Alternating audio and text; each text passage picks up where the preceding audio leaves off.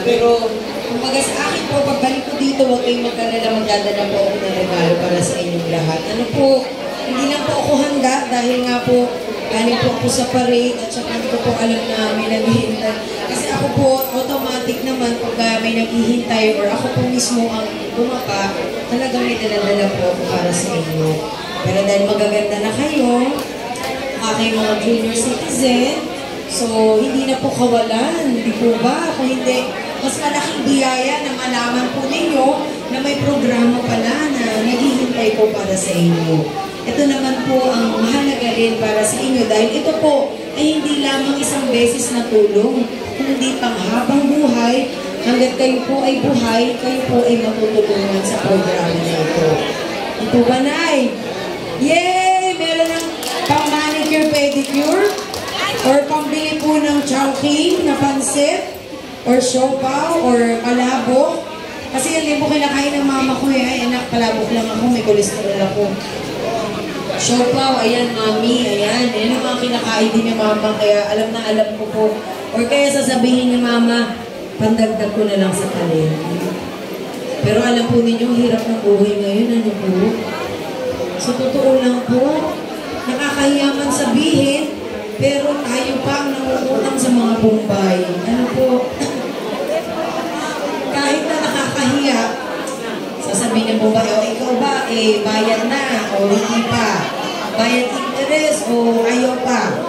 Di ba ganun yung mga tanong sa atin? Pero, kasi, ganun po tayo magmahal. Ano po, lahat gagawin natin.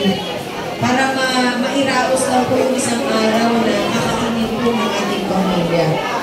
Kaya wag po kayo mag-alala. Ano po ba gusto niyong regalo? Pag bumalik ako, Jollibee lang. Palabok. O gusto niyo, house and lot. Ang gusto niyo, refrigerator, TV, ano po? Microwave. Ay, maksiya po sa kuryente yun, ano? Wheelchair. O sige po. Ang gusto niyo pang paganda, magkakasama tayo sa salon. Ang gusto niyo, libreng gupit. Ako po magugupit. Hindi po ba, mas magaling pa ako sa mga libreng gupit, ha? Kasi sarili ko, ginugupitan ko, at saka mga anak ko. Or gusto niyo po ng facial. Para pare-pares po tayo ng skin. Kasi ako naman po talaga, ang routine lang, talagang hilamos lang po. At saka, bawal ma-stress, ayoko po masyado ng make-up. Wow, talaga nag-advise mo sa mga senior citizen. So ano po regalo gusto niyo, Nay? Ano? Alam ko na. Yung sumasayaw, yung, ano ba yun? Ano partner? Ano ba tawag ko? Dance instructor? Wow, may ka-partner ba sa sayaw lang?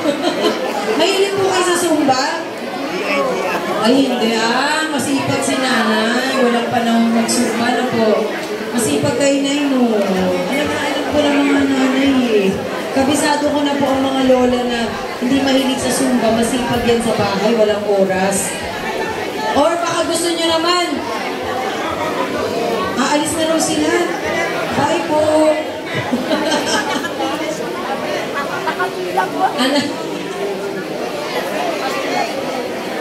Nakapila. Huwag po kayong mag-alala. Yan naman po ay swerte para sa inyo.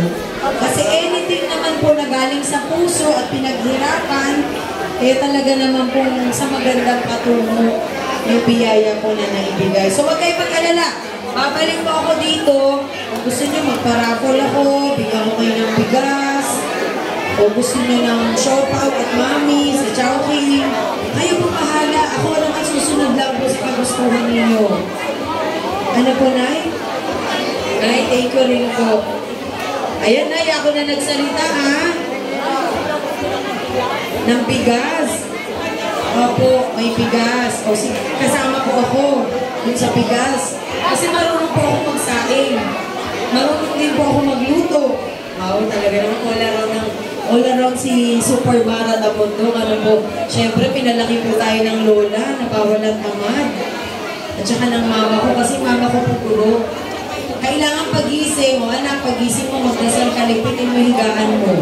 Pagkatas mo, ligpitin higaan mo, tumulong ka magluto sa baba. Dahil ito po kami magkakapatid, ang panganay po, puro babae, pangalawa ako. Kaya naman, ganito po yung kamay ko, maugat, Kasi 5 years old pa lamang, naglalaban na po ako. Tumutulong na po ako kay mama kasi mahal daw magpasahod ng katulong ay ng maid.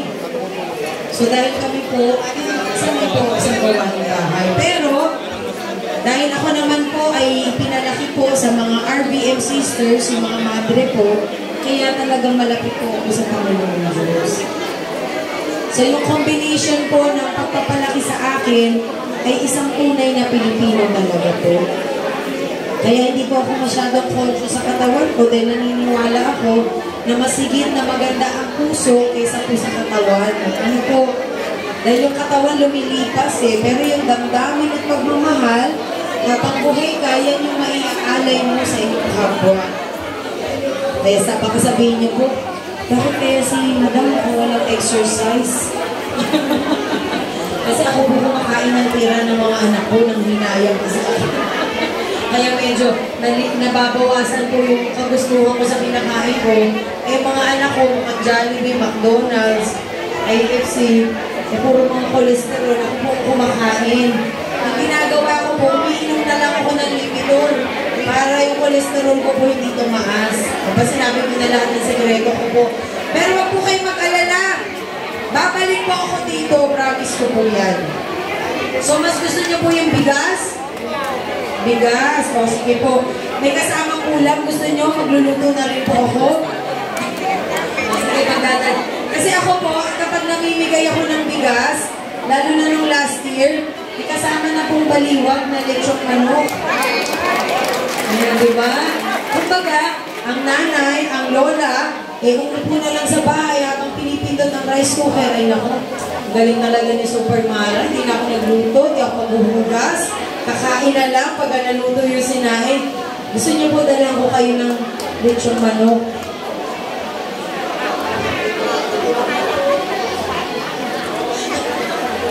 Ay, nakakatawa kayo. Natatakap kayo, parehas tayo. Pero yun po gagawin ko, magandang idea po yan, ano? Kasi nung ginawa ko po yan, kasi ano po ako sa mga nasunugan, natuwa sila na may lechong manok agad. Sabi po na nasunugan, anak sa lahat ng binigay, bukod sa tsinelas at saka tubig, lechong manok ang pinaka-matinding na ibigay. Kasi sa sobrang gutom namin, dahil nasunugan ka na nga, kailangan kumain ka na kaagad. So yun po ibibigay ko sa inyo. Habang busy po sila, siguro sana naman hindi po kayo nag-aaway-aaway dyan. Huwag na po kayo mahirapan sa combination. Pambili nyo na po ng load niya para makapanood kayo sa YouTube ng mga Korean novel.